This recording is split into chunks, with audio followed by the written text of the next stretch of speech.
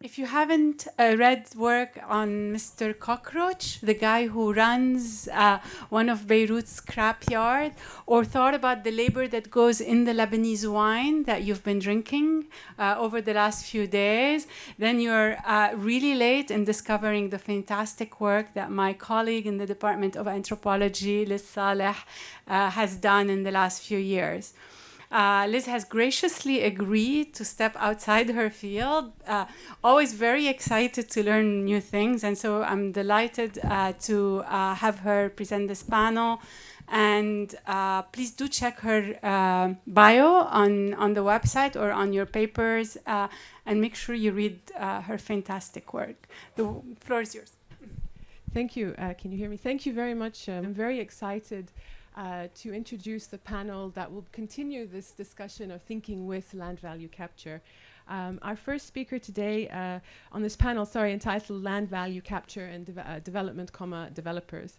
Our first speaker today is Tom Goodfellow from the University of Sheffield. He'll be talking about the land value challenges in urban Africa, creation, distortion, and capture. Tom is a professor of urban studies and international development at the University of Sheffield. His research focuses on the political economy of urban development and change in Africa, particularly the politics of urban land and infrastructure, land value capture and taxation, urban conflict and institutional change. You can learn more about him on the websites, on his bio, which is on the website. But he's just published last year, I suppose, with Oxford University Press, a book, Politics in the Urban Frontier, Transformation and Divergence in Late Urbanizing East Africa. Our next speaker is Sonia Guelton. She is a professor at the Parisian School of Urban Planning and Studies in France. She is an academic researcher since 1995 and a professional expert in territorial development analysis, land and real estate, project financing, and urban socioeconomic analysis and development. She's involved in international academic research in the field of land value capture, has contributed to a number of publications, and she's also the president of the national think tank on land issues, Foncier en Débat. And you can learn more about her also on the website. Her talk is entitled Land Value Capture, a Good Idea or a More Hazardous Path. Our final speaker, which I'm also excited to hear her work, Mona Khechen.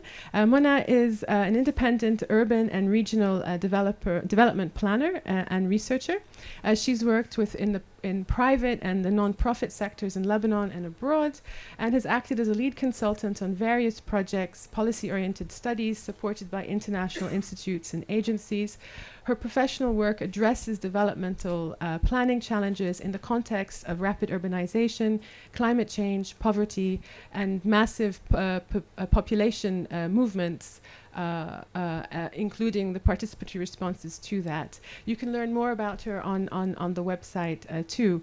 And her talk is entitled Developer Obligations, Funder Requirements, and Safeguard Challenges in Lebanon. So without further ado, I'm happy to hand the podium over to Tom. We have like 15, 20 minutes. We've got 2 hours, so we have enough time for a great discussion. And I'll just put up a little sign. I'll go into my corner there, and you'll see me put up a sign saying 5 minutes when you've got 5 minutes. Thank you. Thank you very much. Please do, because I'm not I'm not sure how the timing will go, so I may have to skip some bits.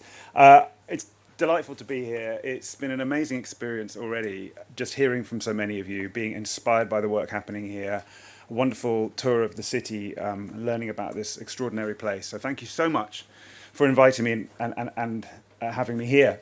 A couple of things before I begin. Essentially what I want to do in this short presentation is say a little bit go back to some of the themes raised by Enrique and by Richard and touched on by others in terms of what we actually understand land value to be and how it's created. So to kind of offer a provocation in a way on how we might think about land value and where it comes from, given that is so fundamental to our understanding of land value capture and its justification and what it needs to do. And I want to do that by drawing on the experience of a range of different African countries, not so much in terms of land value capture itself, And I should stress, I don't in any way see myself as an expert on land value capture, partly because the countries where I've done research don't have many land value capture mechanisms in place beyond the property tax in most cases. And the work I've done has been more in the area of specifically property taxation. But I think the more I've been exposed to understanding land values and how they're shaped in different African countries, including through my recent work with a large consortium, the African Cities Research Consortium, the more I've come to question how we know what land value is and how it's created, and how we might need to really expand our understanding of land value. So I want to acknowledge a whole range of colleagues who have been working within this area of the African Cities Research Consortium. It's based in the University of Manchester, but it's a large international consortium working in around 10 African countries. And some of those countries, we're pursuing some work on a theme we call land and connectivity, which of course is intimately connected to questions of how land value is created and might be captured. And these are just some of the people whose work and whose reports, most of which aren't yet published, and may not be fully published, I'm drawing on in some ways in this presentation. So I want to say a little bit about the work that is out there exploring the political economy of land value capture, or a little bit of that work that I happen to have read. Because one of the things, in a way, I'm concerned with is how you can make, whether you can make land value capture work, what kinds you might be able to make work in a given political economic context, specifically in different contexts in Africa. And I've been quite interested in just refreshing myself on some of this literature where people have studied land value capture in a particular place over time, and how the changing political situation influences the kinds of land value capture that are possible. So including work in England by my former colleague and Richard's former colleague, John Henneberry, and others, who have looked at how changes from a kind of corporatist form of government in the 1960s, 70s to a more neoliberal form has been mirrored by changes in the forms of land value capture that are prioritized from a kind of more tax type interventions like betterment levies towards more market-based tools such as planning obligations and those kinds of things. And they explore how, in a democratic political context such as England, betterment levies actually didn't work very well because people simply waited for the next government to come in, which they knew were probably going to overturn them. They withheld their land from the market. And despite the fact that betterment levies are perhaps considered to be one of the most straightforward forms of land value capture, they actually haven't tended to work very well in that context. And there's also some interesting work coming out of places like South Korea on how different forms of land value capture were adopted over time as the country became more urbanized and more developed, in a sense. And so this is particularly interesting when you're thinking about developing countries, countries in the south, low-income countries, and what kinds of land value capture might be possible. There's also work that kind of explores the difficulty in implementing what are sometimes called more active forms of land value capture relative to passive ones. As far as I can see so far, those ideas of active and passive land value capture are defined quite differently by different people. But the point being that when you bring in a new instrument that really shakes things up, that's obviously much harder than trying to rely on and strengthen existing forms. And also, in contexts where land reform is extremely alive and incomplete and constantly undergoing change and political debate, as is the case in most African cities I'm familiar with, you need to think very carefully about how you can embed some land value capture into a land reform process so you don't miss a crucial window of opportunity. And then, of course, this question of property taxation and when actually relying on that is the best way, but also some of the drawbacks of relying on property taxation, which have also been explored in contexts like Australia. And I've looked at these issues a bit myself in a few African countries. So I just wanted to show this graphic from the paper on South Korea, which I don't expect you to take all this in, and it's from this paper a couple of years ago, but it explores how different rationales for value capture, from what they call cost recovery through to externality mitigation and skimming, became more viable and more practical as the country matured in terms of its development. So this is, again, an interesting way of thinking about value capture, what is possible at different development stages. So drawing on all of these themes within the value capture literature, to the extent that I'm familiar with it. There seem to be some assumptions which have also come through so far in our discussions that I just want to refresh on, because I think in some ways the context I'm talking about challenge a lot of these assumptions, or certainly call us to have to think carefully about how we might modify or work with those assumptions. So on the one hand, and this has already come up, is the assumption that public infrastructure investment is a significant and possibly the most significant determinant of land value uplift. Now, of course, a lot of land value capture depends upon this principle as a way of justifying land value capture. And then, although I know it's always hard to specify how much of the value uplift comes from infrastructure, there is an assumption that we can reasonably identify fairly easily some of the ways in which that uplift has come from public investment in order to then tax it or claim some kind of capture. And then, as I've already alluded to, there are some assumptions about which kinds of value capture might be suitable for developed higher income countries and which might be suitable for lower income countries. And again, as far as I can tell, there's not a consensus on this. There are different ideas in different threads of research, and that's something to reflect on in terms of whether there are general rules about that. But another assumption that perhaps we question less is that land value capture tools are the most likely or the most practical route to actually redistribute land value.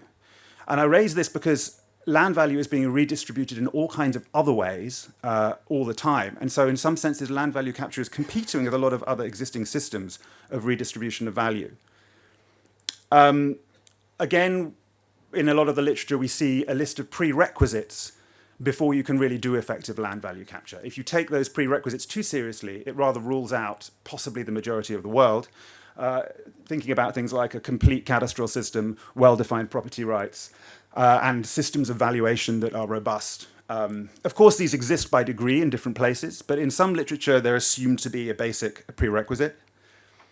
And then there's an assumption here, which I don't know how widely shared this is, but it's come up in an interesting way so far, this idea that property tax is actually, if that works well, you don't need land value capture. Maybe land value capture is filling some gaps. Perhaps actually it's ultimately easier than a robust property tax system. So with those in the background, I want to turn my attention to Africa broadly and then a bunch of specific countries.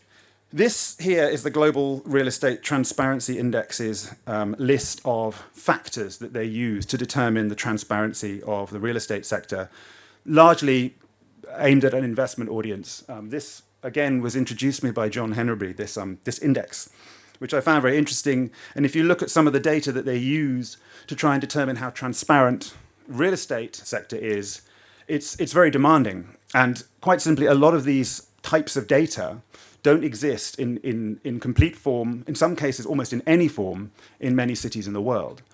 And that's the same kind of data which ideally you would have to be able to pursue robust forms of land value capture to some degree.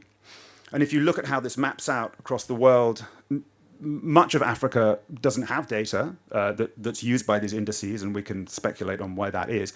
But also many parts of the continent are deemed non-transparent, very low transparency in terms of their real estate sector. So that's something we have to kind of factor in from the get-go. And apparently this has also been made worse in the years since COVID. There's been a steeper, bigger inequality between so-called transparent real estate markets and those that are not transparent. I think we can critique these ideas in a lot of ways, but I'm not going to dwell on that too much now. What I do want to do is think a little bit more about what creates land value, refresh a little on some themes we've talked about, and then push a little bit further on questioning some of them. So I found this table, this simple diagram on the right-hand side, quite helpful in just sort of distinguishing between those factors that are people's own investment in their land, public investments in land, and then other extrinsic factors that may shape land value, okay? And if we look at some definitions, for example, this one from Kress et al. From 2020, they say that value capture refers to taking part of the land value derived from tangible developments due to investment, but also intangible developments, socioeconomic changes or changes to rules and regulations. Now, that is a very broad conception of what might apply. Okay, so we already realize there's a lot of wiggle room in terms of what might be used to justify land value capture. We've also heard from Enrique about how land doesn't have an inherent value, and it mainly gains that from zoning changes and infrastructural improvements, acknowledging other changes as well. But I think, in a sense, we have to probably really open up our understanding of what drives those changes when we start to move into countries like those I'm going to talk about. So I'll pick out some of these things in more detail. But in this work we've been doing around land and connectivity in a series of African cities, a number of features that are harder to put into those categories come to the fore in shaping land value. One of which is very significant, is around security. And that security isn't always publicly provided. It may be provided by non-state agents or other social factors. Another one is around digital connectivity and the ways in which that might be enhanced in some parts of the city or not. Then we have a really important series of issues, which I think came out in a very different way in this great presentation we just have from Beirut Urban Lab, in the sense that who has all that data about land? It's not true that the real estate sector is untransparent to everybody. It's just a case of who holds it, who can access it, what inequalities does that create? This is hugely important and also affects the value of land. Then, of course, there are other features around geography. I'm also thinking about the location of a place that may be distinct from its connectivity. So you often have places that may not have a lot of infrastructure, but they're centrally located in a way that affects the value, but you can't put that down exactly to public investment. And then, of course, there's a whole series of factors relating to weaknesses in government regulation, weaknesses in government systems, which by their very weakness enhance land value because that land is not going to be taxed or regulated in a particular way, and that may depend on who you are and so on. But there are also ideas about land that are changing in terms of how land might be inherited, in terms of how land is valued, what land might meet to your status as a man or a woman in a given society, which play into the value in some way. So in some senses, I feel like it's very hard to know what is really determining land values in a lot of context. You could say that land value is somehow overdetermined in the sense that there are so many things going on, it's hard to pick apart. That's probably true everywhere, and Richard's raised this, but I feel like it may be particularly true in places where public investment is a relatively smaller part of the picture. And we need to think about what that means for our theoretical and practical understandings of land value capture. So now I'm just going to spend a bit of time very quickly going through a few examples, drawing from some of these reports by my colleagues on the things that seem to be shaping land value quite differently in a number of African cities, ranging from Addis Ababa, which I'll start with, to Mogadishu in Somalia next door, which in some ways are extremes in terms of the role of the state and the presence of the state. And I think in some ways Beirut maybe has a bit of both, but I'll talk through a few cases. Now, Addis Ababa is quite unique within African context that I'm familiar with in terms of the extent of government land ownership, having been through a very real, very deep communist revolution that led to the nationalization of land. And that nationalization of land was continued under subsequent regimes, but with the introduction of a leasehold system. So this gives government the opportunity to generate large amounts of revenue from land by leasing it to developers.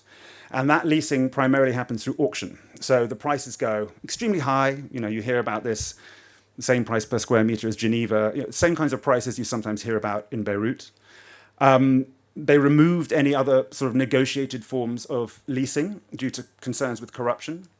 And what this means is that you have significant leasehold fees generated, and a lot of that money comes from diaspora, Ethiopian diaspora abroad, who've come to invest in real estate in huge numbers and huge amounts. So some 75% of all investment by diaspora in Ethiopia was in real estate over recent decades. And much of it doesn't go through banks, so there are concerns about money laundering. So there's a very specific set of circumstances there where the supply of land controlled by government, then auctioned, shapes the land value.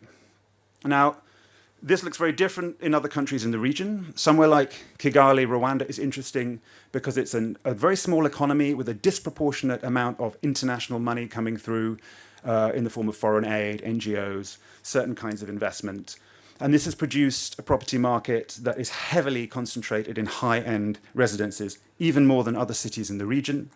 And partly because it's so difficult and expensive to build in a landlocked country with very few materials, with high interest rates, this actually pushes people towards the high end in the hope that they will get some return, and leaves a huge shortfall of housing for the majority and a huge oversupply of luxurious residential housing. If we look at Kampala over the border, which Astrid can maybe tell us more about as she lives there, there we have some similar dynamics, but also a very different land tenure regime. So this is a city where you've had huge amounts of investment over the years in various kinds of infrastructure, including roads of various kinds.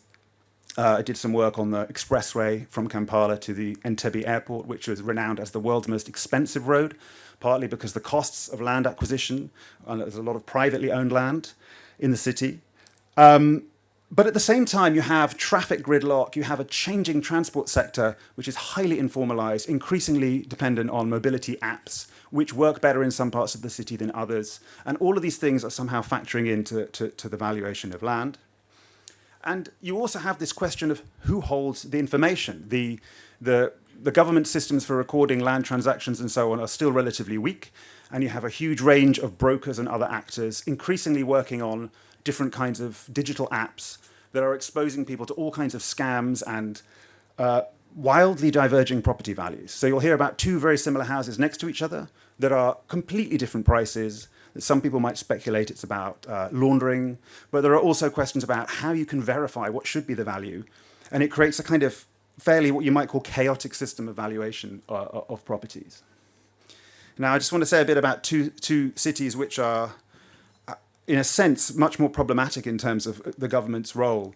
One being Harare, which I don't think I've ever seen a city where there's such a disparity between what was a heavily invested, sort of modern, developed central area under a brutally racist apartheid regime and a periphery which has relatively little, if any, government infrastructure investment in parts. And what this has meant is that new infrastructure investments focus very much on the existing corridors because it's just too challenging to go outside of those. So that is shaping value in those areas, while any value created in other areas tends to be produced by non-state actors, by groups of cooperatives that have also become highly politicized.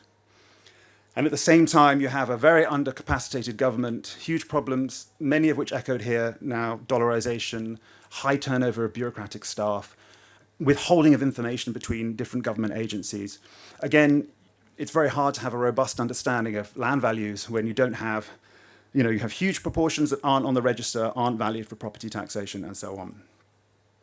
Mogadishu. So this, in a sense, is the most extreme case. And here, you have things like roads that do impact on land values, but they may not be provided by the government. And you also have all kinds of donor organizations working independently. You'll talk about areas with people that are very expensive, even though they have no road. So again, it's outside of the usual ideas of infrastructure connection. And you have telecommunications companies taking a bigger role in buying land, developing their infrastructure there, and all of these things are feeding into land value in complex ways. Again, we see the role of brokers, but also things like the social mix of of particular areas. Our researchers found that affected the value. So areas that had more mixing between clans tended to have higher land values. People valued that. How do you kind of factor that into land value? You have all sorts of non-state actors and so on. And most remarkably, the land register itself belongs to, or is, the custody of it is with somebody in Sweden who charges for people to verify their land records. So, what are the implications? Again, it's an extreme case, but what are the implications of thinking about land value capture when so little investment is really public, and you even have a dispute about who the legitimate public authority is? So, although those cities are all very different, some threads come through in terms of the way in which land is used to store money, to accumulate, obviously to speculate. And as in Lebanon, we've heard about how almost anyone can be a developer, and it becomes, identifying who the developers are, let alone what the nature of those transactions is very, very difficult. Anyway, I think I've made this point, that it challenges some of the things we assume in the land value capture literature. I didn't actually see the number on your piece of paper. Am I done? Okay, I've got a few more minutes. Okay, so I want to make this point about how, and this really came out of the Mogadishu work by Shura Mohammed, who wrote a fantastic report. So she talks about the role of brokers and how they often set the price of the land effectively. Now, it will relate in some way to market processes, but there's also a lot of other things going on there. And they hold a lot of information. You've got that on the one hand. On the other hand, you've got all these international donor agencies and consultants coming in, doing reports, collecting data. All this kind of data you have in Beirut Urban Lab, that is often held by different international organizations that don't necessarily put it together in a repository, or by brokers who don't necessarily share it with anyone. So we have a kind of double mismatch at both ends between who holds the data and the cognitive capital, the knowledge about land systems, how they work, and the people who are supposed to do the land value capture in a city government, who are not any of those people. So that's kind of my provocation about, I don't have any answers, but I do want to say a little bit just about Addis Ababa, which is really the only one of those countries where there's something you might call land value capture beyond some kind of rudimentary property tax system that in most cases doesn't work too well. In Kampala, it's actually slightly better than the others. But, you have this huge amount of land lease. So this is actually significant. So this is the city's budget, Addis Ababa. It's a federal system, so it's also a state. It raises a lot of revenue. It has a lot of powers to raise revenue. And a chunk of that comes from the land lease. This sliver here is property tax. It's much less than 1%, actually. So property tax is almost nothing. Land leases have been significant. But the problem with that, as you can see it again on the right-hand graph, the growth in land lease income. Of course, this depends on the state owning a land, so it's hard to reproduce that. You have to have the land to lease.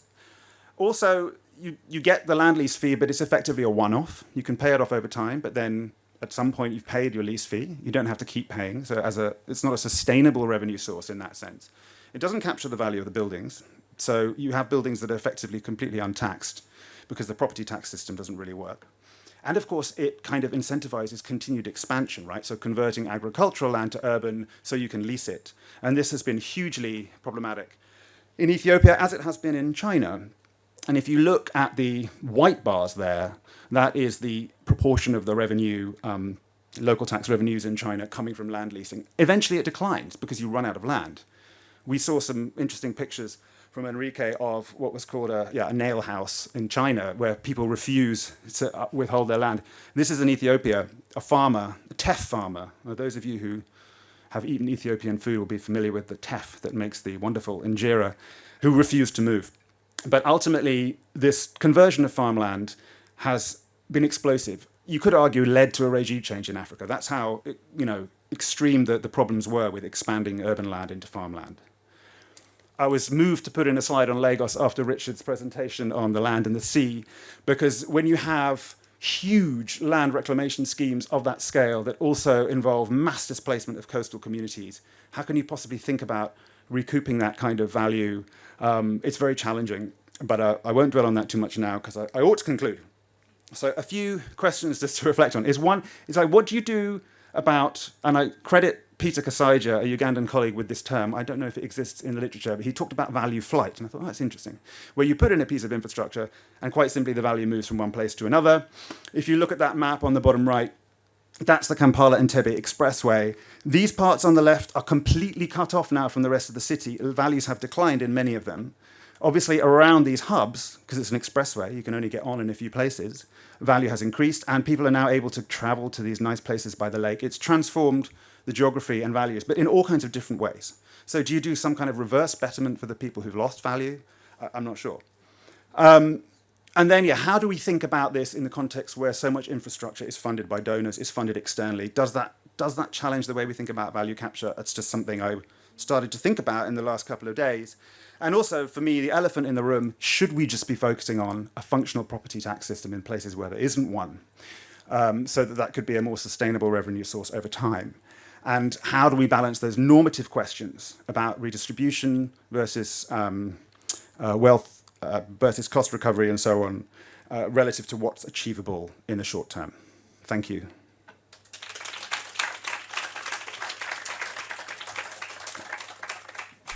Thank you very much. Now we have Sonia Guelton. Have you noticed that in the first chart, France is not mentioned? And also you can't find a lot of literature about land value capture in France.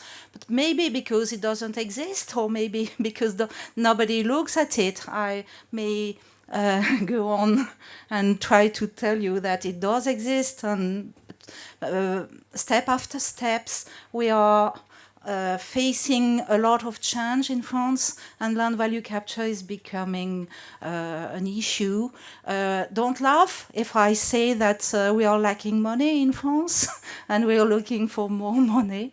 So land value capture appears to our politicians as a way to recover money, and maybe there's a difference between theory that say that land value capture is a way to recover money from public investment, and the way politicians look at land value capture as a new way to finance public infrastructure.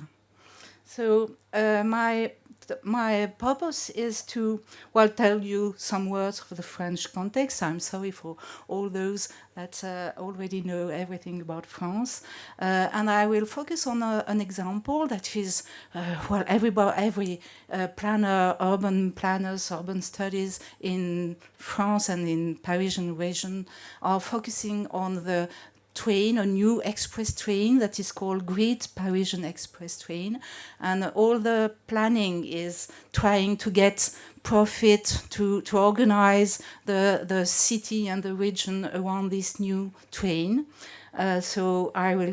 And this new train is supposed to increase land value, and the government and the agency who is responsible for this train is looking at a way to recover the value. But in 2019, something happened, and I'm not sure I understand up to now all the element, all the reason why it has changed, but obviously something has changed. And concerning land value capture, we are facing other issue, new evolution, and that's what I'm going to speak about. So I won't go to this too much to these slides, because Professor Silva already explained to us the 3 steps of land value creation, land value recovery, and land value distribution, who are the 3 important steps in land value capture theory. And there's also another way to present land value out of this article from Alex Lord and other research contribute to it, obviously, who explain that how land value capture works in a virtuous circle with the infrastructure. Here I will speak about transport, investment in transport, this investment will create a better quality of life, land value uplift, and the public institution try to recover this land value and invest in more improvement and more quality of life. But what is interesting in this scheme is that it underlines some flows who can go outside this virtuous circle, and some value escape from this virtuous circle, and that will be, well, first some land value uplift could come from outside, and Tom underlined some factors which create more value. Also, the land value capture, the land value could be kept by landowners or by other stakeholders, and at the end, redistribution is not always present. So, the French context. When we speak about property in France, it seems that private property is sanctuarized, and private property is protected by law, and in all the ideology of landowners. And actually, France is a country of landowners. 58% of households own their homes, and there's a strong sense of ownership. And even when there's some claim before the court try to protect this private ownership. On the contrary, or in the meantime, there's a high public control on land development. And we cannot say that private property is absolute. In reality, there's a lot of limits put by the law, put by municipal regulation, and there's also a very strong public, public direct intervention on development. And of course, they follow public interest, but maybe not always. Well, so we have a very strong private property sensibility, but public also limits a lot this, and there's room for land value capture. In fact, since 1966, I think, there's a law who enable municipalities at a local level to capture land value through two kinds of instruments. We call them developers' obligation. First, a tax, and alternatively, negotiate development contribution. And the purpose of these two instruments are to finance public infrastructure. And actually, in French, we don't call them land value capture. It's a forbidden word. We call them an instrument, two instruments to finance public infrastructure. And in the same time, we have what is called strategic land management, or direct action on land.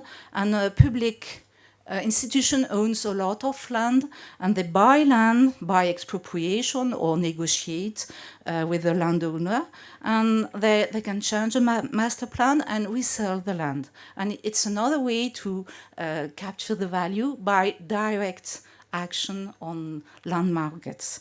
And it's really very common to do that. In that case, the purpose is not exactly to finance public infrastructure, but to support some social well-being, like affordable housing or industrial project, or having more green space. And in the last years, our governments look at this policy, which is called no land take, and they could buy land in order to protect natural lands.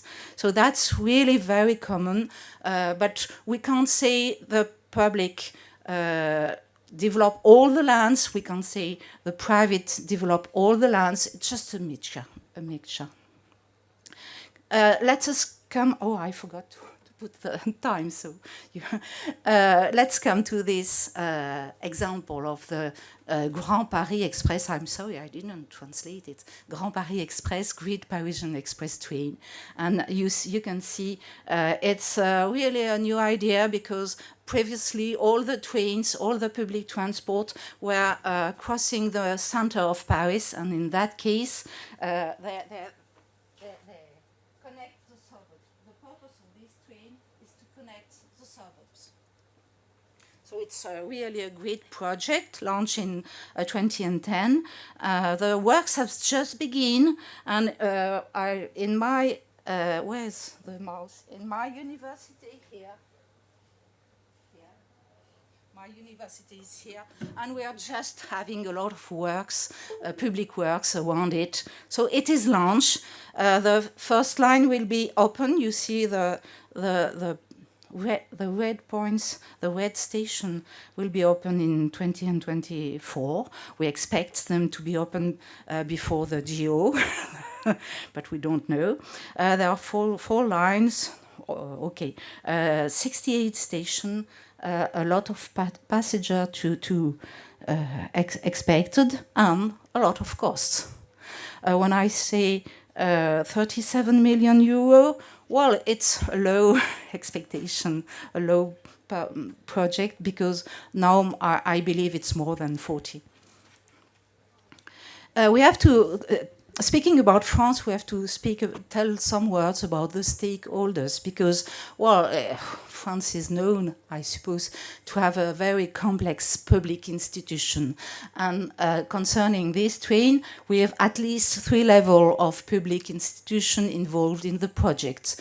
The first, the very important public institution involved is the agency, the public agency, who is responsible for the building of the infrastructure. It is called Société du Grand Paris, Great Parisian Company. It is a state company financed by local institution and financed by maybe land value capture.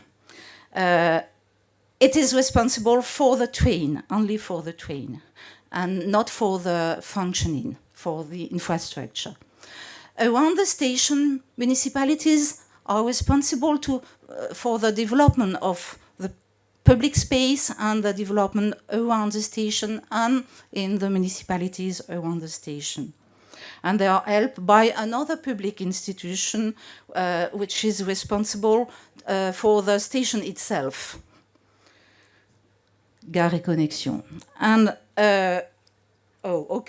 I'm this one. And of course, there's some room from private developers as the region designed a master plan focusing on station and telling that we are the development around the station are a focus of the development, and everybody would have to develop these places. It is a priority for the region and for the municipalities. And developers, I mean private developers, focus on these places around the station and begin to develop some projects.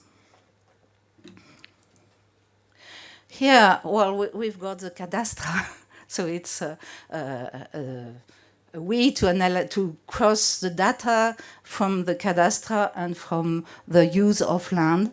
And around the station, we see that the land ownership is to household.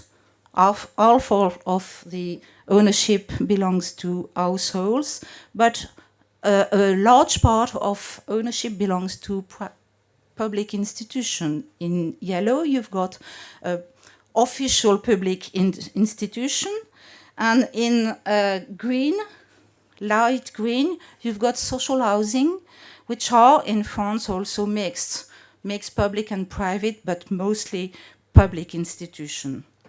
And the private ownership, apart from household, is in red, business company, purple, land trust, and developers. You see that there's not a lot of developers up to now. But this ownership is very different from one station to another. Over there, on your right, you see my university, and that's why everything is yellow, because the university is taking a large part of the land around the station. But on the contrary, on the left down in Saint-Denis, you may know that Saint-Denis is the place where there's what we call the Stade de France, a very large stadium. So it's also a public ownership, but in pink you've got the railway ownership, the ownership to the land owned by rail company, and a lot of business. And on the contrary, in Saint-Maur, in the middle, it's a residential area where the ownership is owned by households. So very different pattern of ownership from one station to another. But in general, most land are owned by private household and public institution. And maybe the choice of station has been made according to this land ownership to facilitate the implementation of the station. We don't know, we can guess. In the initial financing scheme, you've got two ways to finance this train. First, the infrastructure. The Société du Grand Paris has got two major resources. The taxes. One is similar to the seal in Great Britain. It's a tax on business. every year the business located in Parisian region at a very large scale, they have to pay some fee according to the market pressure. And household also contributes to the financing of the Grand Paris. And you see the proportion. Recently, the company gets some own resources selling soil, where you waste soil. So they try to get their own resource, but it's a limited part of the financing. And municipality, who are in charge of the development of the public space around the station, they get these two traditional development contribution, either development tax or development contribution. And maybe it's just, there's a lot of public development. I'll show you just after that. So the municipality will launch some public project and recover development contribution in most of the station, and alternatively the municipality will level some development tax. And the objective, just like the theory will tell, this money, these revenues will be distributed according to the announced objective of this express train, that is enhance mobility, facilitates the access to urban amenities, limits urban sprawl, reduction of social disparity, and also the train will help to develop deprived area. So we can say that everything is good in this good word. In 2019, something happened, and the one thing is the increase in cost. The infrastructure, here you see the figures, gets 60% higher, and it's a low evaluation because here for 36 million of evaluated in 2021 is evaluated according to the euro in 20 and 12. So with the inflation, the price will get higher. So the Société du Grand Paris has to face a great increase of cost, which is normal. So a lot of researcher analyzes the evolution of cost for this grid project, and very often the grid public project undergo an increase in cost. In the meantime, Parisian region undergo a very follow the evolution of an increase in land price everywhere, but also around the station. We can see that we have a very hot property market in the Parisian region, and the land price increase is rather important. It has been important. Here you've got the evolution. This is a number of sales. This is the price, a medium price, and the production of new offices. Since 2010, the price are going higher. There's a lot of transaction. So we are under pressure. And you see around the station here, there's also a pressure. And we've got data, but it's very difficult to follow the actual evolution of land price around the station, because it's vary a lot between station and in time. Sometimes you've got, because the territory around the station is rather small. So if you launch a project up, the number of sales will increase, and then next year it will decrease. So at a local level, it's very difficult from my point of view, and I follow this observatory, and it's very difficult to know whether the price and the market will increase around the station. I mean, not just for 1 year, but in the time. here we've got very strong data, and every point, pink point, represent a real estate project around the station. So we can say that most of the station undergo rather strong evolution and no new real estate project. And in brown, you've got the public launch project. So some station, most of the station has been developed by the public, partially by the public and partially by the private. But there is still some difference between stations. And here I wanted to show you the evolution of price from 2008 and to 2019. I don't know if you can see the figures, but in yellow you've got places where the prices decreased during this period, and in red you've got places where the prices increase.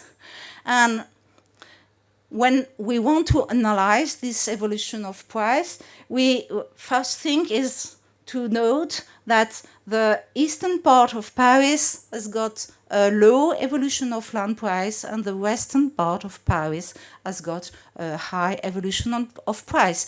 And it is not connected with this train. It's just traditional in the Parisian region, first. Second, well, the station are not, the evolution of land price around the station are not that different from the evolution in the municipalities. So is there a specific evolution of price due to this new station? We don't know, we are not sure. Third, there's some works for the Great Parisian Express train, and these works, well, makes the neighborhood not very pleasant because there's a lot of lorry, a lot of noise and pollution and all that. So we all know in economics that when you build an infrastructure, at the beginning it's not very pleasant and price can go down. And also, and that's very, I want to point it here because it's interesting to understand how people anticipate the increase of price, the valuation of location. What will the Grand Paris Express give you? Is it good or not? And some researchers found that for households, a lot of households anticipate a good value from the Great Parisian train, but developers are waiting. Their expectation stand in 3 years. So they wait for the station to be open, and that may explain why there's not yet a very great increase of price. At the end, we don't know exactly what will happen about this with these taxes, with these prices. But the society, the company of which is building the train, has to cover its cost, and up to after 2019, they try to get more money, and they look at land value capture possibility. As a matter of fact, they increase the annual tax on business, and it's not bad. They go from 20 euro per square meters to 24 euro per square meters in special station where they expected land price to be higher. And they don't increase taxes on residents, but on tourists. I'm sorry, if you come to Paris, you will pay extra cost because maybe in 10 years you will benefit from this train. And the other evolution is really important because this company began to develop a strategy to develop land, its own land around the station, and the expectation is to recover some land increase around the station. So they intensify direct development on their own land, and they take share in private development projects, expecting to recover part of the benefit, part of the revenue. And that is new, and we wonder, well, this is the amount of project launched by this company. It's not that much, it's 100 of projects. It's just 1.3% of the amount, the predicted square meters, previous square meters around the station. And the policy, the announcement is that they will develop projects not only on offices and business, but also for housing and for social and affordable housing, up to 30% of the square meters. So maybe the social purpose is in the focus of this company. Maybe they find that the municipalities are not social enough and they want to develop the project in order to, because the company of Grand Paris has no power on urban development, urban regulation. So maybe they find that the municipality are not good enough, or they just want to recover some land value. Well, I opened the debate. This is pictures of what is expected around the station, but in here you've got a lot of these buildings, so it's not surprising. And as a conclusion, it's not a conclusion. I would like to question this virtuous circle. First of all, well, is there some planning issue? The company that is responsible for the train does not control the planning and the regulation. So maybe, well, they need some coordination with municipality, which is not the case at all, and up to now. Or maybe it varies from places to places. The other issue is where the land value increase comes from. Does it come from the train? And I doubt, because obviously it comes from a regional economy, from the pressure on the economy of this capital region. But why not? The other question is who keeps the value? The developers that just take some position. They don't pay yet, but they take some position to develop project around the station. So that means that they will get some. They expect some revenue from this new market, and also where goes the money? Obviously, and Tom pointed very clearly, the benefit from this new train is not only around the station.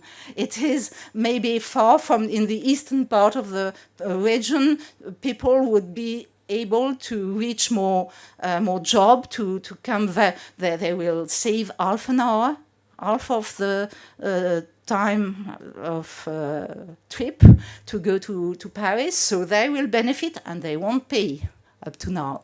So there is the redistribution is in question, and all that we don't have some answer yet, but things are really moving, and land value capture has become a great issue. As a conclusion, I shall point out that prices are decreasing, just this year and the years before. So in the Parisian region especially, prices are actually decreasing. So what will happen? They are decreasing everywhere in Parisian region, but also around the station. So what do we do when there's no land price increase? Developers' obligations still remain as a very traditional way to capture land value.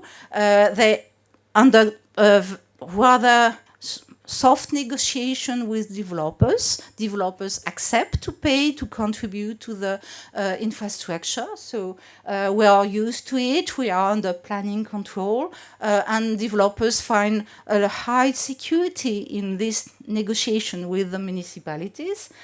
Strategic land management is developing, obviously, but it means a lot of risk and also no planning control by the municipality, because in that case, the Société du Grand Paris plays his own game without negotiation with municipalities. So that's question. I think I've got some, not answer, but some idea for my research. Thank you very much.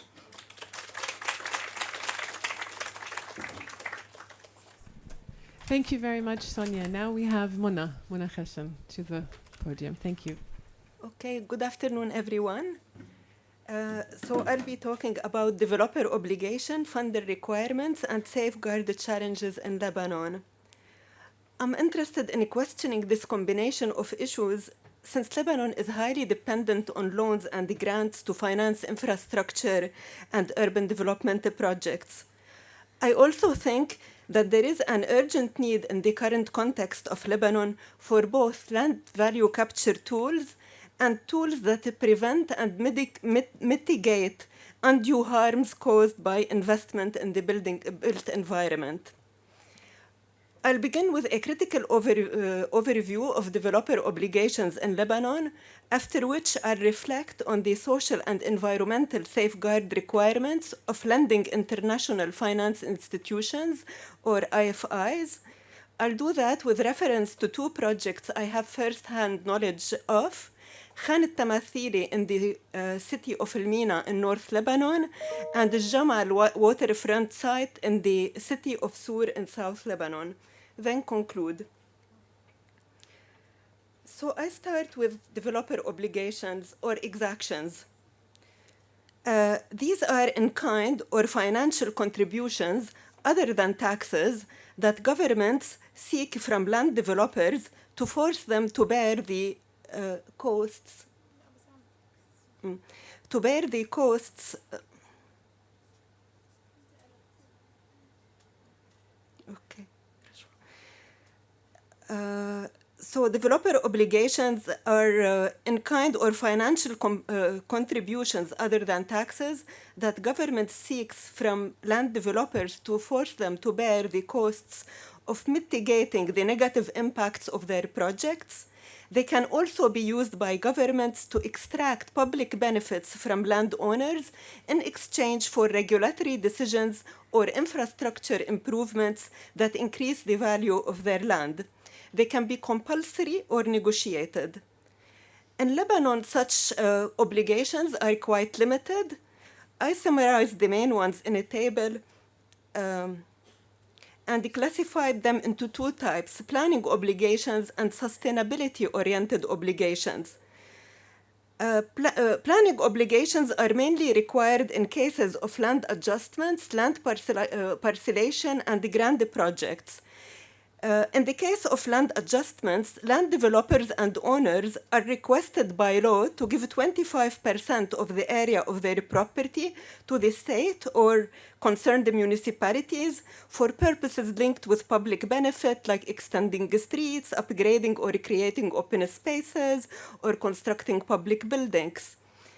In the case of land parcellation, the developer, based on the requirement of our urban planning law, may be requested to implement certain works like establishing utilities networks or open spaces when the parcellation scheme has impacts on its surrounding.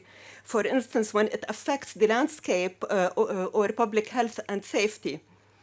Alternatively, the developer might be asked to pay a cash contribution or to give away part of the land for public benefit. For grand projects, these are projects beyond a certain surface area. The building law requires that the developer dedicates at least 25% of the plot area for gardens and the sport fields. For sustainability-oriented obligations, these are mainly required for projects with possible environmental impacts. Here, our environmental protection law holds to the polluter pays principle. It imposes an environmental impact assessment, EIA, or a preliminary one on every project, whether public or private, that might affect the environment due to its size, nature, or activities. And it also imposes a strategic environmental assessment for plans and the programs implemented by the public sector. In addition to the environmental law, the urban planning law requests in the case of quarries and the crushers that investors and landowners rearrange the land at their own expense after work completion, and this could include site reforestation. Here, I would like to stress two critical issues. First, imposing a planning obligation doesn't mean that they are effectively implemented. Exceptions and exemptions prevail, and in many cases, the benefits extracted from developers do not serve the public good, but the developers themselves, because an open space can be later on privatized and it becomes part of that project. In fact, the existing urban development regulatory system in Lebanon is incentive-based rather than exaction-based. And it is very much biased towards the interests of powerful land developers and owners. The environmental protection law also lacks proper implementation and enforcement. For example, the EIA decree was only issued in 2012, that is 10 years after the law itself. And until today, putting it into effective action is not easy due to political interference, deep institutional challenges, and given that the Ministry of Environment lacks sufficient financial, technical, and administrative resources to foresee its effective implementation. Second, there is no real comprehensive national safeguard system in Lebanon. Although social impacts are embedded in the EIA, they are quite basic and do not address adverse risks to vulnerable people. Social considerations are scattered in several legal texts, like the labor law, the expropriation law, and the institutional mandate to oversee their implementation is also spread. An environmental and social impact assessment that addresses the social issues in more depth would only be required in case of externally funded projects.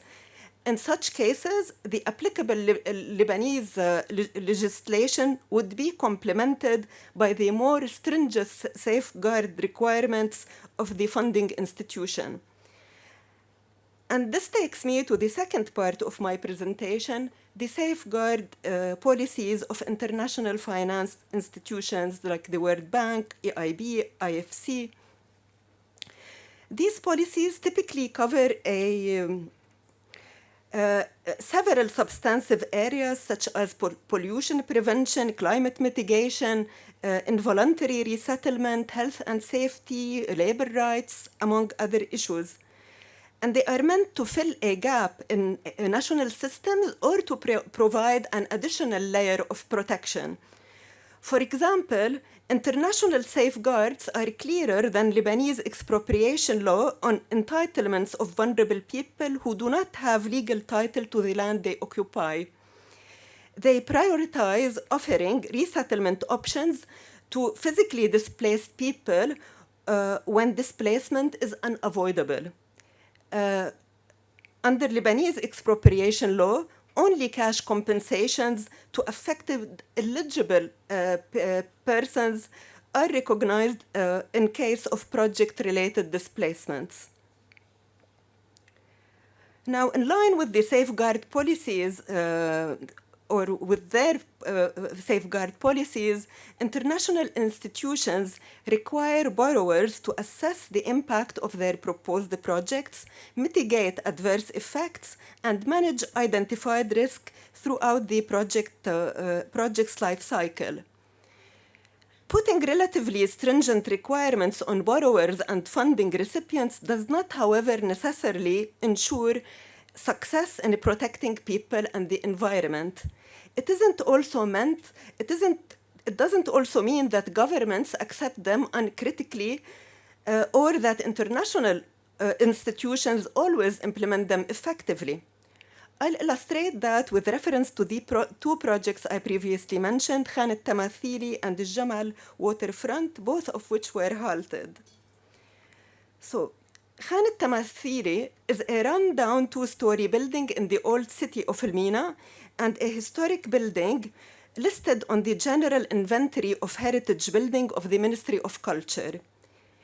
Elmina municipality expropriated it in 1982 with the intention of evacuating its existing tenants. These are around 50 low-income families who rely on the sea for their livelihood. After evacuation, the municipality has plans to turn it into a theme hotel with the support of an interested investor. These are some images of the interior of the building. In 2017, AFD and EIB, the French Development Agency and the European Investment Bank, under their joint Urban Projects Finance Initiative, launched a multi-city development program for Lebanon. I was part of the consulting team that worked on the identification of projects and urban areas that can be potentially funded by this program. The metropolitan area of Tripoli, in which Mina is located, was one of these areas. The urban project that we proposed there included several components, one of which was the restoration of Khan al-Tamathili. But it was a challenging case for several reasons. First, it has occupants, and AFD and EIB won't fund its restoration without ensuring that their social safeguards are respected. Second, the municipality doesn't have financial resources to compensate the existing residents, and it's not willing to provide another land to relocate them. Third, the Khan's original owners still have an ongoing lawsuit with the municipality because the municipality didn't pay them their due expropriation fees when it expropriated the building back in the 80s. And it is in violation of our expropriation law, of course. Fourth, the building is in very bad condition and its restoration normally will be very costly, and there's no clear program to what it can be after restoration. Plus, there are no real studies and the plans to support the municipality's proposal to turn it into a hotel. The pre-feasibility study that we did showed that resettlement is the only financially feasible option that also ensures the Khan's residents' right to housing. With the support of local activists, we were able to identify a large piece of land owned by the municipality, and it is zoned for construction. And it was the only suitable land that we could identify at that time. Location-wise, it wasn't ideal since it wasn't in the vicinity of the fishermen port, and I said most of them work as fishermen. But also because its location and size and zoning regulations, we thought that the municipality might be willing to invest in an affordable housing project there and dedicate part of it, because the land is really big and the residents of the Khan need really a small portion of that land. With that study, we managed to include the Khan in the larger proposed urban development project for Tripoli. However, at a later stage, it was removed since the municipality refused our proposed resettlement scenario and refused to dedicate another land for that purpose. In other words, the municipality refused the conditional funding of the Khan. From the municipality's perspective, an affordable housing project that includes the poor families of the Khan is not the highest and best use of that land. As for the Khan, the municipality was hoping and waiting for some big private investor to show interest in its restoration. In this case, the poor residents of the Khan might get some petty financial compensations, as nothing obliges a private investor to provide them with alternative housing. Okay, I move now to the case of Jamal area, or Ras Jamal in Sur, and it is a very different case. The area is an integral part of the historic the city's historic head, the city of Sur, which includes important archaeological sites and underwater remains. It's an attractive destination for swimmers and families, especially since it has 8 summer lodges, which are kind of open-air fish restaurants. These are mostly wood and reed structures that emerged during the chaos of war on a publicly owned land and stayed there. Their operators used to pay a seasonal service fee to the municipality, which somehow legitimized their existence when they have also illegally infringed on the maritime public domain. Okay, some more photos. Things changed in early 2020 when the Lebanese government, represented by the Council for Development and Reconstruction, revealed a conceptual design proposal and construction documents for the rehabilitation of the area. The proposal was part of a major World Bank project targeting 5 historic cities in Lebanon, the Chad project. The Chad in Sur is co-financed and implemented by AFD. The proposed design cleared the area from all existing structures and introduced a landscape pedestrian public promenade along the waterfront, 7 concrete terraces on the rock bed, and 7 permanent restaurants in the central area with a dedicated parking zone. Importantly, however, the proposed scheme considered the World Bank and AFD social safeguards requirements with respect to livelihood restoration. So it gave a priority to lodge owners to operate the new proposed restaurants for a period of 5 years, after which the municipality will select the operator based on a competitive bidding process. Lodge owners were yet felt threatened and lobbied against the project.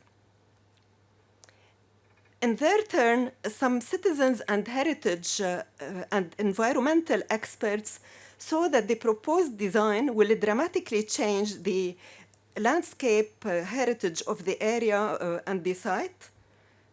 Okay. As someone who originates from Sur and values its cultural heritage, I was one of those who saw fault with the proposed design and tried to stop its implementation. Our concerns were validated by 3 facts. 1, the site is part of an area inscribed on UNESCO World Heritage List and protected by Lebanese law. Second, the proposed project didn't undergo an EIA study as required by Lebanese laws, the Environment Protection Law specifically. And third, the design introduces permanent construction and terraces to the area and involves an occupation of the maritime public domain. As it turned out, the project didn't even get the approval of the Ministry of Public Works and Transport for occupying the maritime public domain, which falls under the mandate of this ministry. This led the ministry to request the suspension of all construction works on the site for reasons related to public benefit. The big controversy around the project eventually led AFD to halt it. The future of the area, however, remains uncertain, especially that it has both a tourism potential and a heritage value that are sometimes difficult to reconcile. So, what to conclude from these 2 cases? I think although they are different, concerned actors in both cases were thinking of land-based value chiefly in terms of financial feasibility and potential economic returns. They didn't give ample attention to social considerations in the Khan's case and to environmental considerations in the Jamal area case. Neglecting the land's intangible values like historic, cultural, and symbolic, and sidelining social and environmental concerns is not only happening in El Mina and Sur. Everywhere in Lebanon, land is primarily seen as a commodity and as an investment opportunity.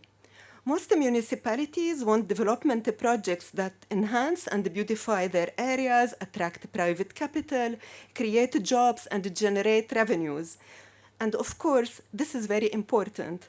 It's also essential that they consider ways of generating income and capturing some of the values created by public investments. And this is not only important to ensure that we can return our debts, but also to reduce our reliance on loans and grants. It's, however, unacceptable if land's economic value is created at the expense of the natural environment, cultural heritage, and the landscape, and when it leads to gentrification. Who reaps the benefits and who bears the costs of urban development is certainly a key question here.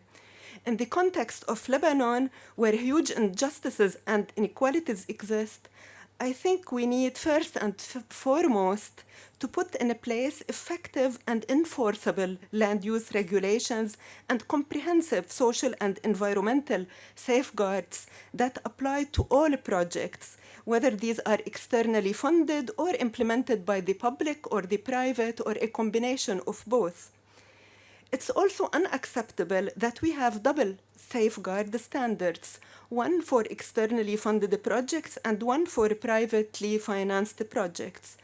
International safeguards can offer a benchmark for the national ones, which certainly need to be better linked with the planning and sustainability-oriented obligations of developers. Inclusionary zoning is the first thing that comes to mind here. Such issues are very crucial today, knowing that Lebanon's escalating crisis requires catalyzing private investments and more international support, and certainly a stronger and more committed public sector that holds to its own obligations. And thank you.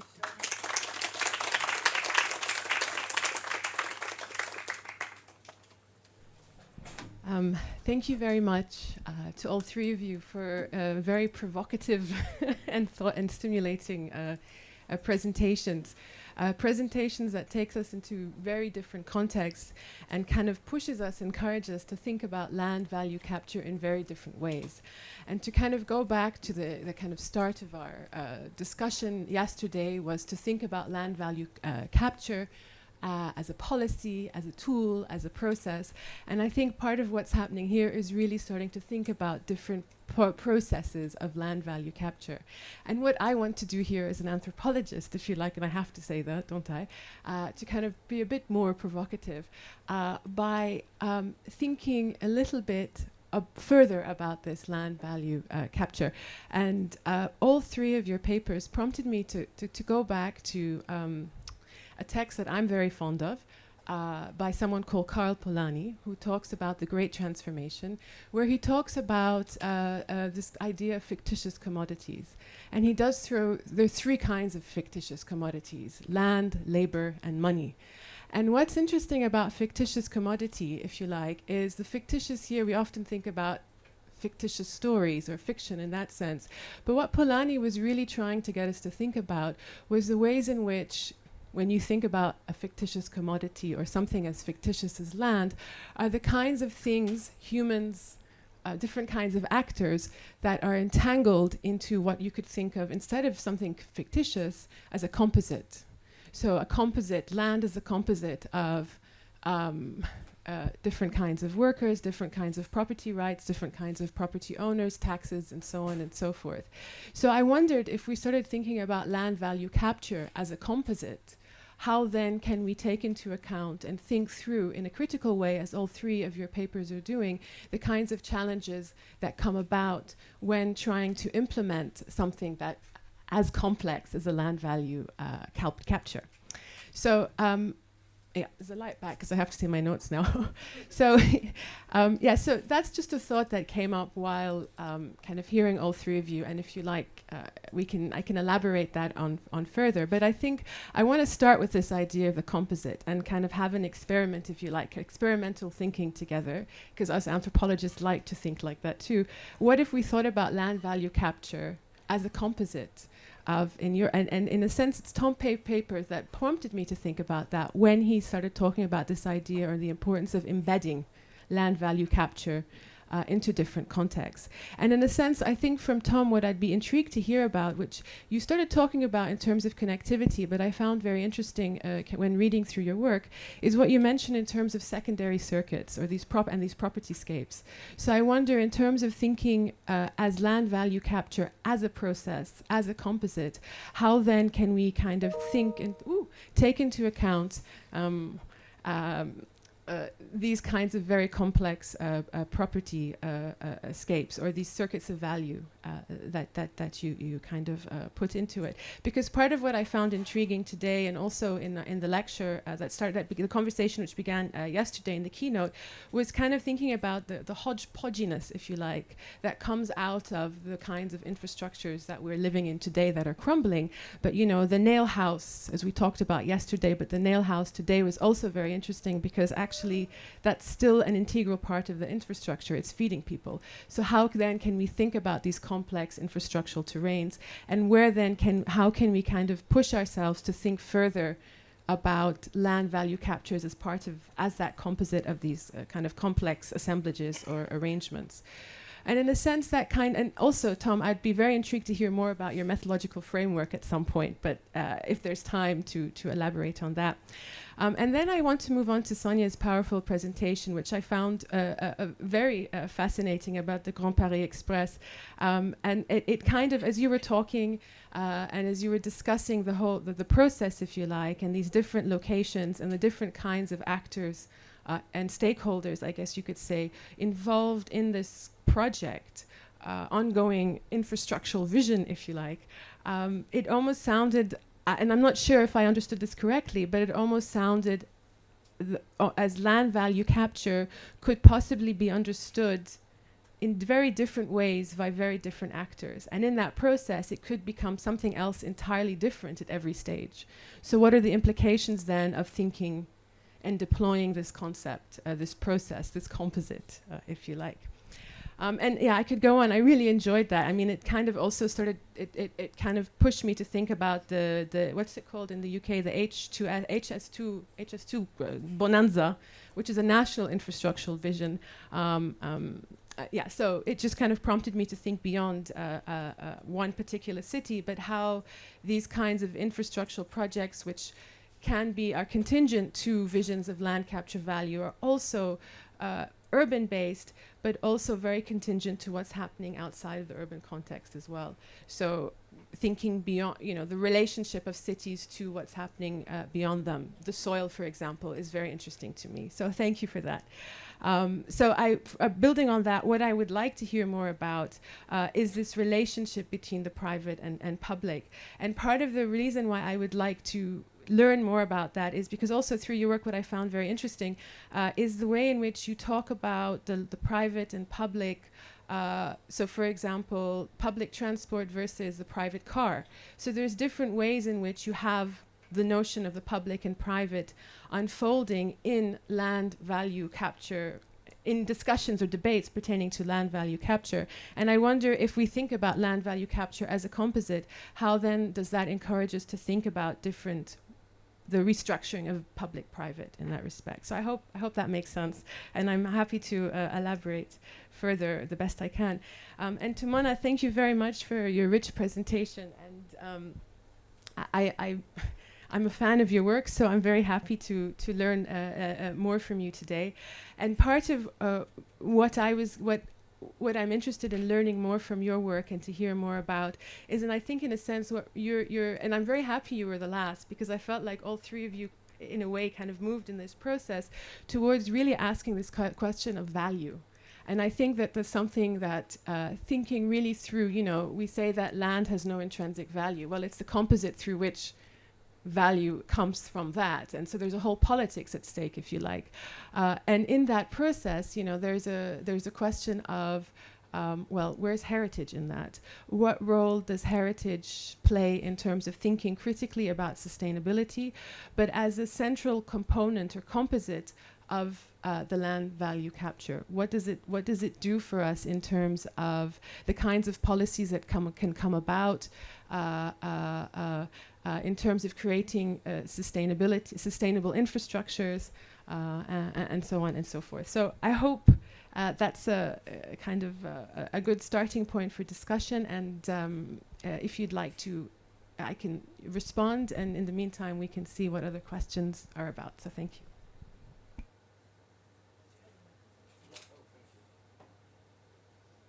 Yeah, thank you so much.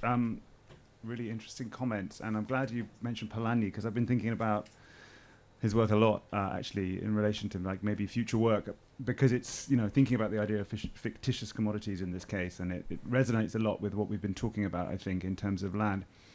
On the idea of the composite, I guess I'm struggling a bit to think about land value capture as a composite rather than land value as a composite. So I'm not sure if that's kind of what you meant. I mean, it's an interesting idea, and certainly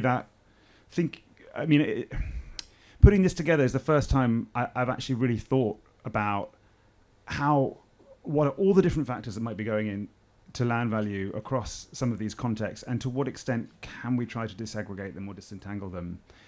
So it was a really interesting exercise, and of course that's the case everywhere, right? And it doesn't prevent you from thinking about value capture, but it raises questions about how you legitimize it, how you justify it in different political contexts. And so that, to me, is the challenge. I mean, and it's hugely dependent on the political context. I mean, I know that's obvious, but there are so many different justifications at play around how land is used and deployed by different governments that you simply can't think about value capture outside of that. On your point about circuits of capital, I mean, I guess the most obvious thing to say there just is in relation to this question of industrialization and structural economic transformation, because it's very striking that in a country like Ethiopia, where there's been such a push to industrialize, and it has happened to a significant degree, but largely externally, well, financed to some degree by the state and some degree by external investors, but domestic diaspora investors were simply not following the incentives that were put in place to invest in things like industry or agricultural, agri-processing, when real estate was there. So the kind of draw, the lure, the pull of this, of these land-based rent opportunities is so powerful that it's hard to overcome, even for a government that's concertedly working at that, which I think throws into question some of the kind of classical theories about when capital switches and when it doesn't to different sectors.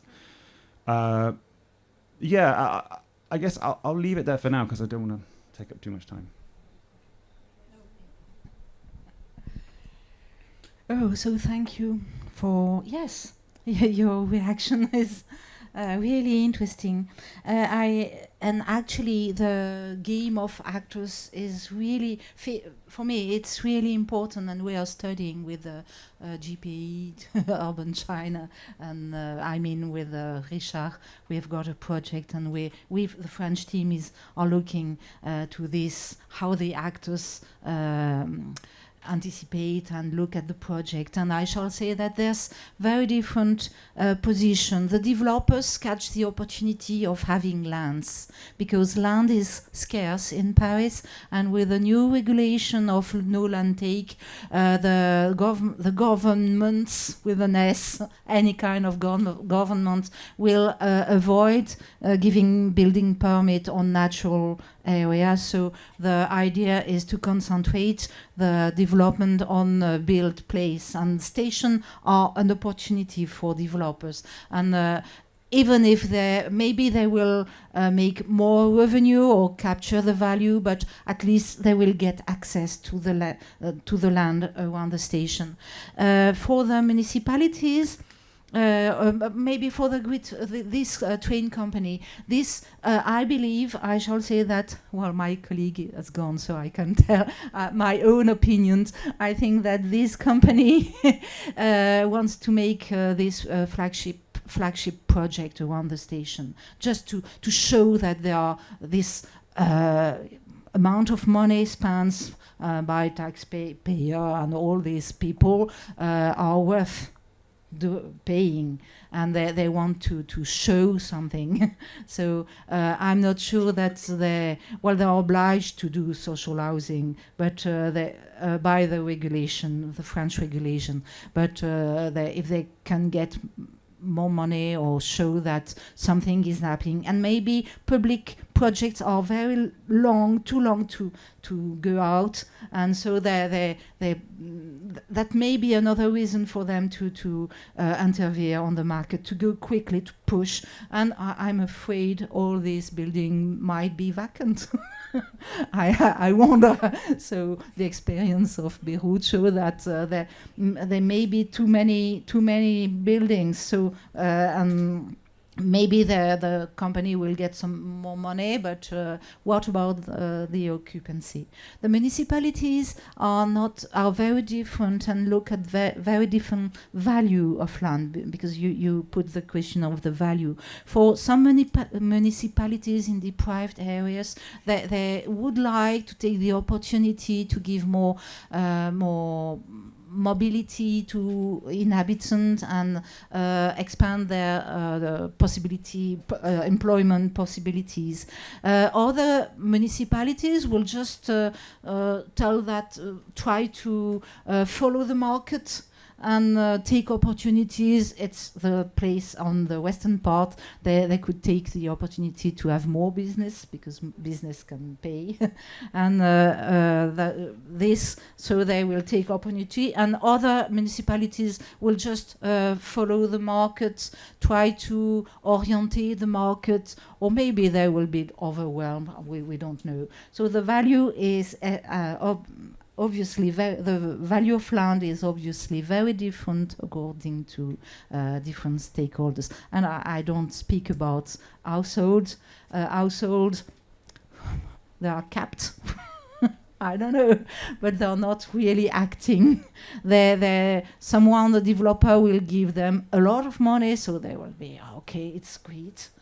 And some neighborhood are changing very quickly, because the developers just allowed to afford a lot of money to households.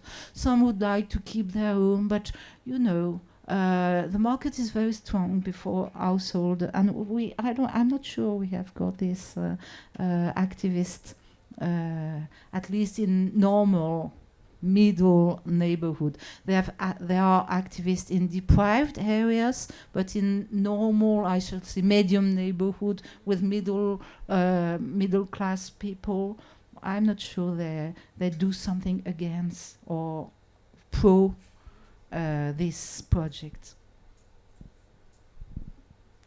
Thank you, Liz. Like you asked difficult questions, I guess, interesting and difficult. Because for me, it is the beginning of a research project, and I'm now being introduced to this topic about land value capture. And I think it is fascinating, and it is very much needed in our context. And I also think that by linking it with the idea of safeguards, it's already a composite way of approaching the topic. Because this is very much needed in our context. We don't have any safeguards. People are threatened by the very idea of value creation. So it is not okay, we want to create value, but we want also to make sure that this value is not destroying the livelihoods or the landscape or something of this sort. So it is the idea of value creation. We can be very critical about this idea. Like for me in Lebanon, we have the right legal framework if we talk about developer obligation, because this is where we can intervene in terms of policies, and we have also the environmental law, and this is where we can intervene if we want to think about sustainability, as you said. But the problem is enforcing them. Like we need to strengthen them, we need to think of them in better ways, but enforcing them and working together, because like I cannot imagine the Ministry of Environment, like they have to review everything, but the social is not really embedded strongly within the environmental. So it's really like the whole institutional setup needs to be thought of in a different way as well. Thank you very much for really wonderful responses. I'm not going to take too much time now to respond because we don't have too much time left, but I would like to take questions from the floor. Thank you so much.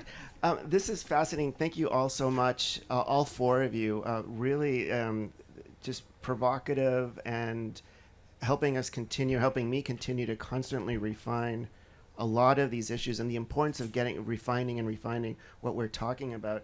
And I'm glad that you brought up Polanyi and the composite, and you had this exchange with Tom about is the land value capture as the composite, or is it land value? Because with Tom's, and it was a wonderful continuation from Richard's. There's a important and probably initial preoccupation here around land value, we're putting land value capture ahead of things, and what many of us are concerned is land value. So when I was hearing Tom's point, and I heard it with Richard's, it's like it's like who's actually creating it. And yes, I made a very simple thing about infrastructure and investments. That's a component of it, and the tiny house was. There's a bunch of other things going in land values.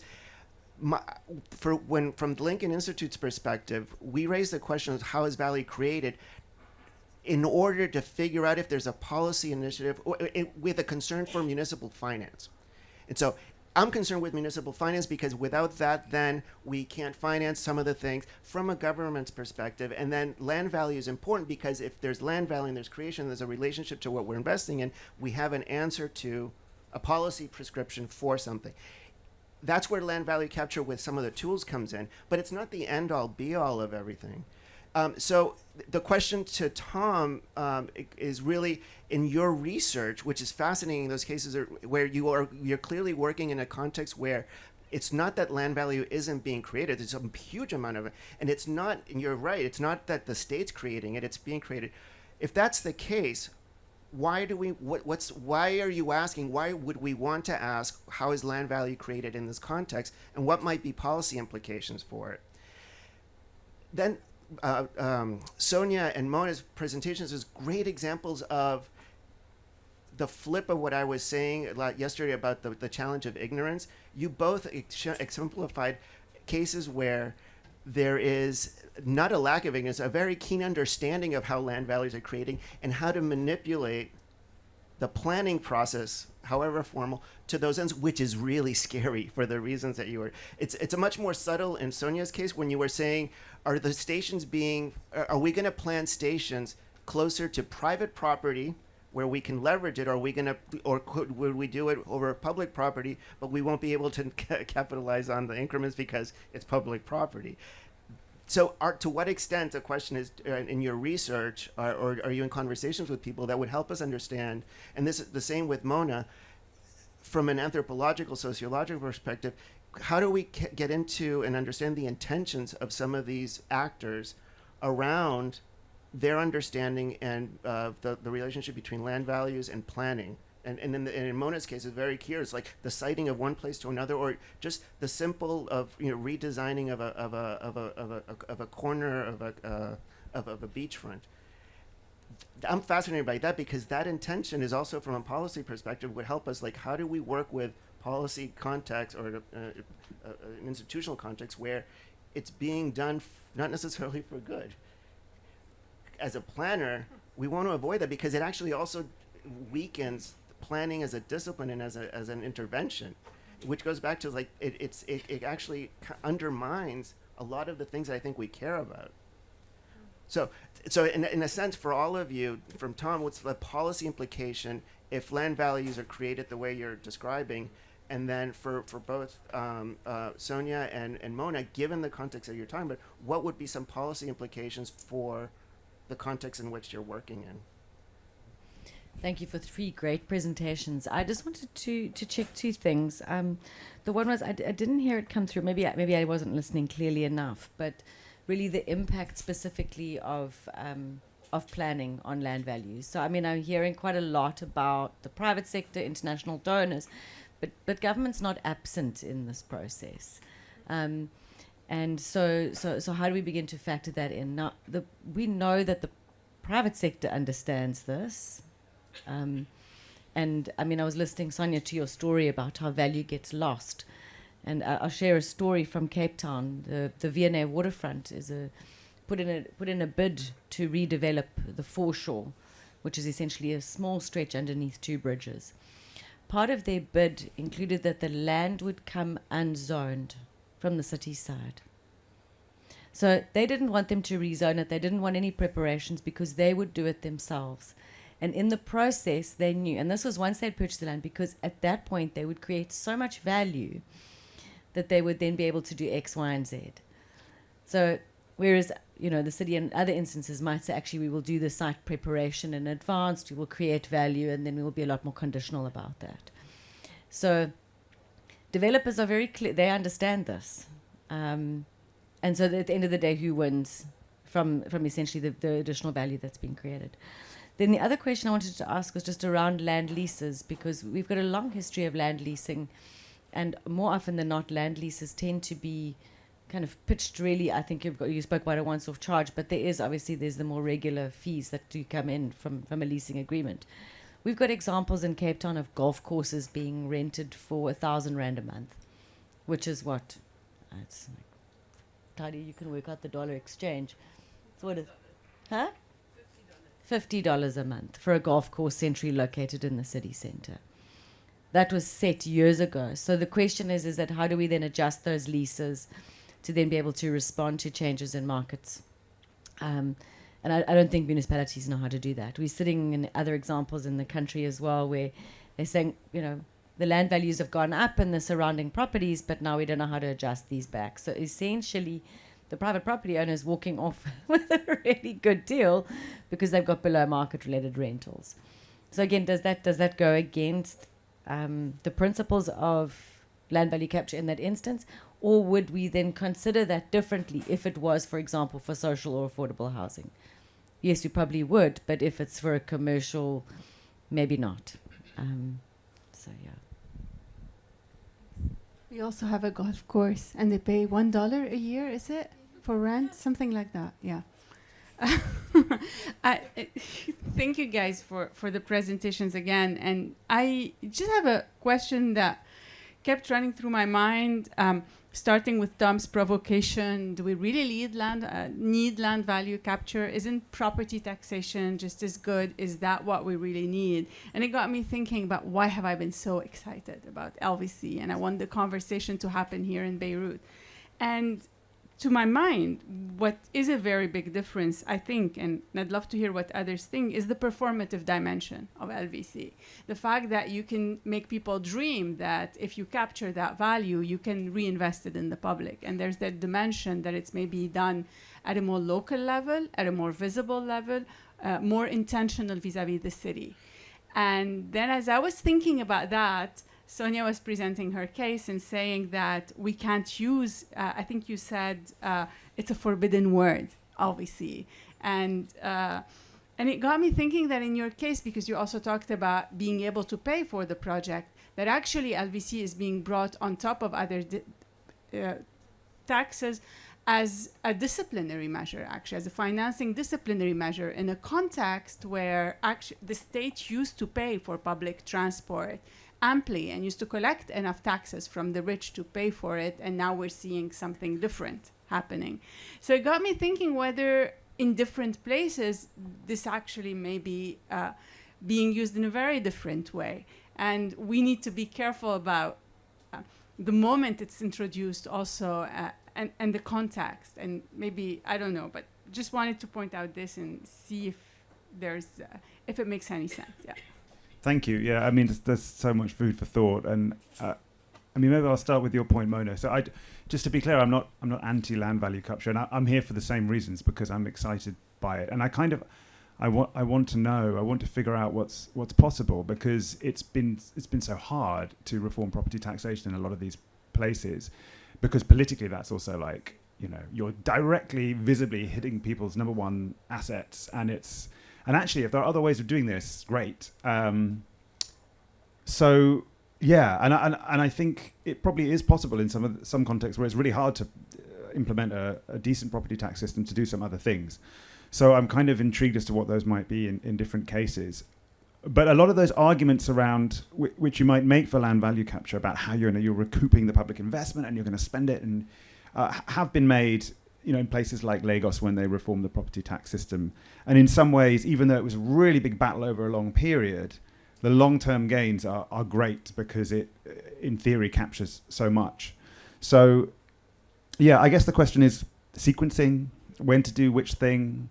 So I'm just really intrigued, because the only case in Africa I really know about from the countries I know where they've used land value capture has been this Ethiopia case, which generated a lot, but it's so unique, it's not replicable. Like, the government owns all land and withholds and auctions, and to your point, lease. I mean, I think I may be wrong, but I think in that case there aren't even ongoing lease fees once you've paid off. So people might pay off the price of the lease over time, but once they paid it off, I don't think there's even a ongoing lease fee, perhaps. But as you say, in many cases there are ongoing lease fees, but they're absolutely minuscule and almost meaningless. And so this is why land leasing, I think in most countries, is probably not the answer. The other value capture instruments will be more powerful. If maybe one accepts that you're going to just hit certain people, certain developers for a period of time, and it's going to be a very small fraction of what you could achieve, but it creates an example which then spreads and it becomes something that's normalized.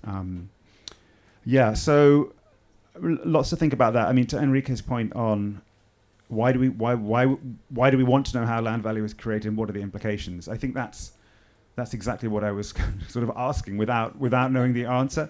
So it just strikes me that it would be quite hard to implement something based on even an approximation of a value increase. You know, as we've heard, even in Paris, it's very hard to judge if the land value has gone up due to this railway. And that's in a system where there's much more of a formalized register, valuations are clearer, and so on.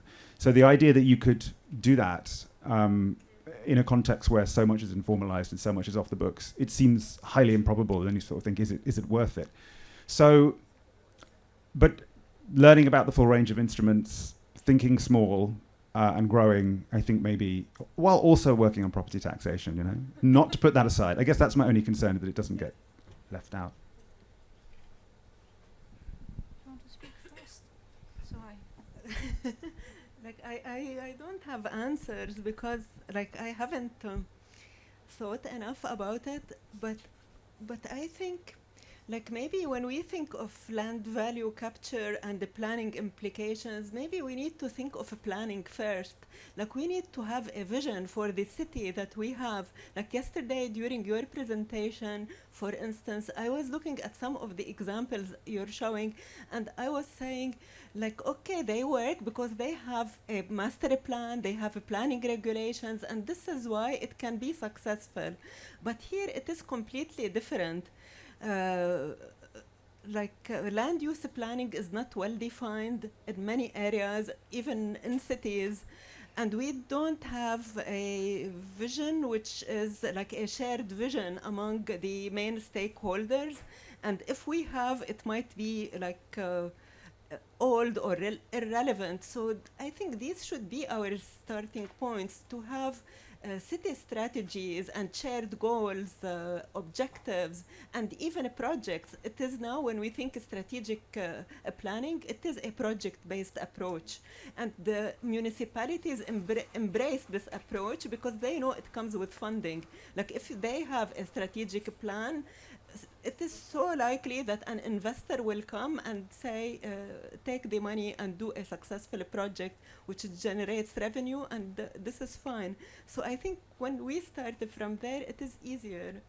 I don't know if it answers something. Gives me time to think over.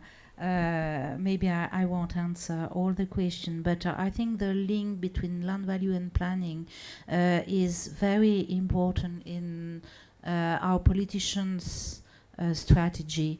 When we begin, when the idea of of this train arrived in 2010, the leitmotif of all the politicians was that this train will help people, will give a better quality of life for people, and they will plan in order to give this quality of life. And they look at the social purpose, and they position the station.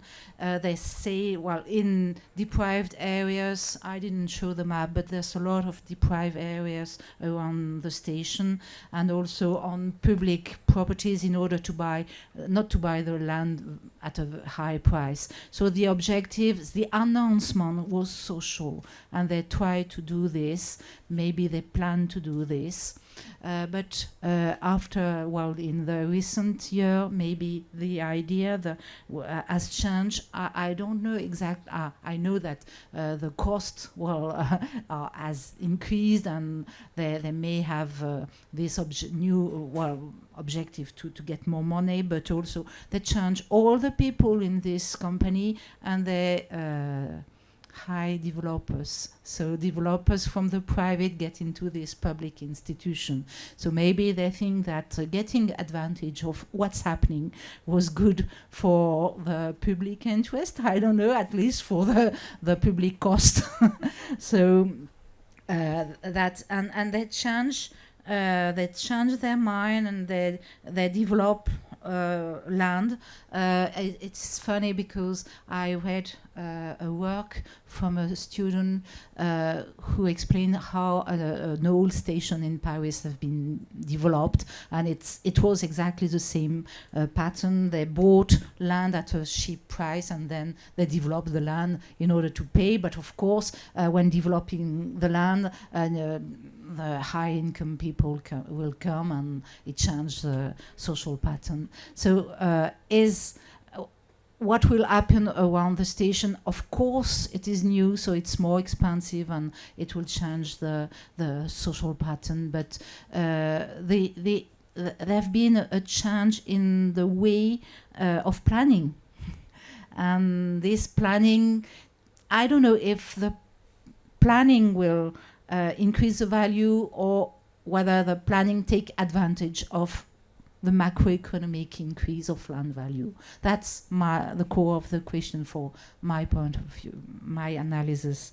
But it's true that now the discourse is completely changed, and the social purpose is a bit aside, even if they declare that, you've seen, I've picked up the announcement, they declare that they will build social housing, but when you look at it, it's not much that is being done everywhere.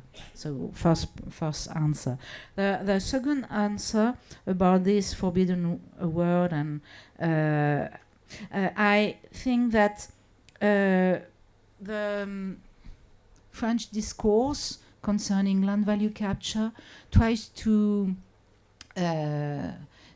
preserve this property, these property powers, the landowners. So we won't tell to landowners that we will capture their land value, but we will tell them that they will contribute to the social welfare, and that is really different. So we don't speak about land value capture because everybody will go on demonstration on the road, and we are very good at that. So, but if you tell landowners that they contribute, they cooperate, they will go and like to do that.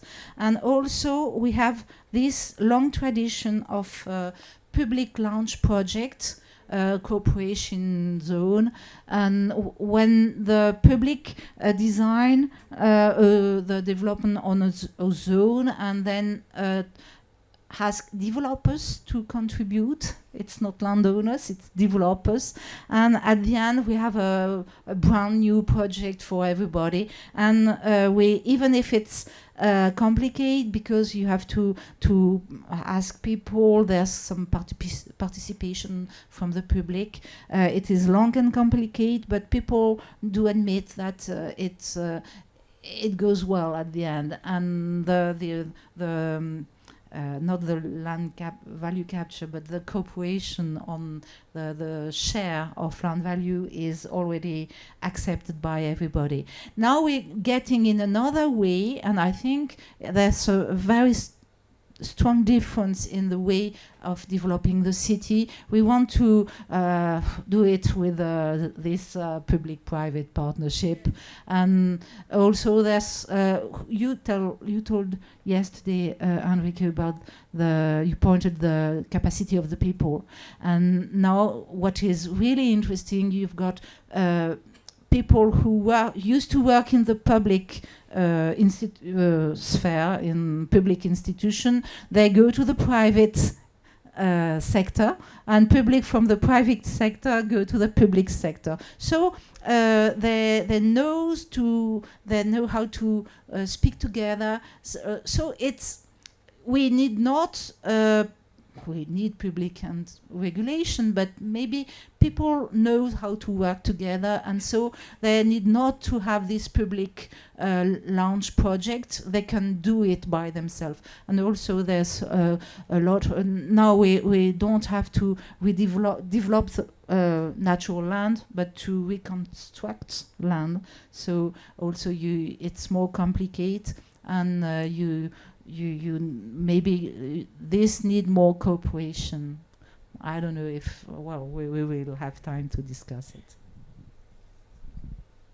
Thank you very much. I think we can, unless there are any final pressing questions, I think we've had a long discussion, more than 2 hours. It went very quick for me, and I learned a lot. So thank you very much. And Mona, Sonia, and Tom, thank you very much for a really wonderful discussion. Thank you.